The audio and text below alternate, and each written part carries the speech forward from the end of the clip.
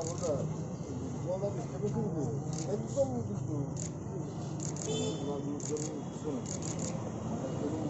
কিন্তু গোপাল নদীটা বুঝছে এটা কিন্তু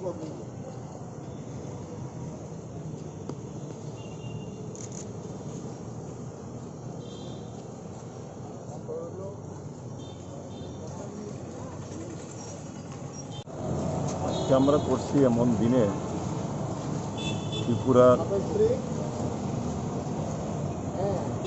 ষষ্ঠ তহসিল মোতাবেক এডিসি স্থাপিত হয়েছিল। আমাদের প্রয়াত প্রধানমন্ত্রী ইন্দিরা গান্ধী উনি ত্রিপুরার ব্যাপারে বিভিন্ন পরীক্ষা নিরীক্ষার পরে উনি বুঝতে পেরেছিলেন জনজাতিদের অবস্থা ত্রিপুরা রাজ্যে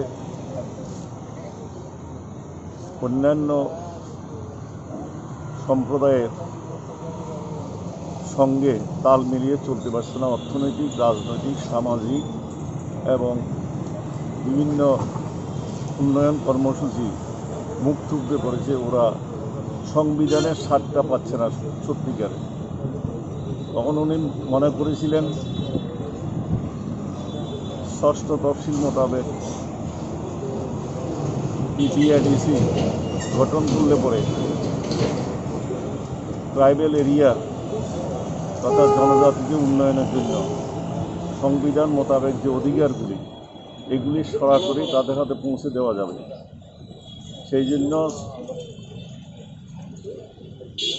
ষষ্ঠ তফসিলের আন্ডারে পিপিএডিসি কাউন্সিল গঠিত হয়েছিল।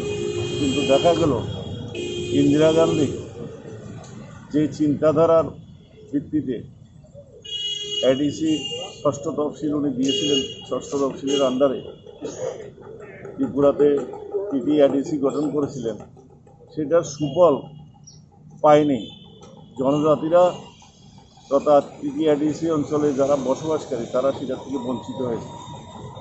ওদের যে পাওনা সংবিধানের ষষ্ঠ তফসিল মোতাবেক সেটা ওদের কাছে পৌঁছেনি। এরপরে বিভিন্ন সরকার ক্ষমতায় এসছেন, কিন্তু দেখা গেছে যে উদ্দেশ্যে পিপিএডিসি গঠন করা হয়েছিল সেটা সফল হয়নি। তারা সাংবিধানিক সুযোগ সুবিধা থেকে বঞ্চিত। সেই জন্য আজকের দিনে আমরা এই দিনটিকে স্মরণ করছি। আমরা সরকারের কাছে দাবি জানাবো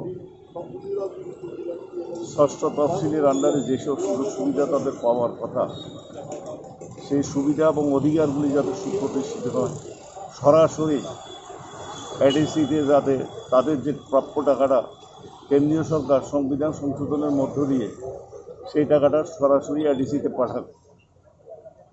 নাহলে এই উদ্দেশ্যটা পিপিএডিসির ওদের যে ক্ষমতা ভোগ করার কথা সেটা কোনোদিনই হবে না। সব সরকারই ওদেরকে বঞ্চিত করছে, বামফ্রন্ট করেছে, বিজেপিও করছে।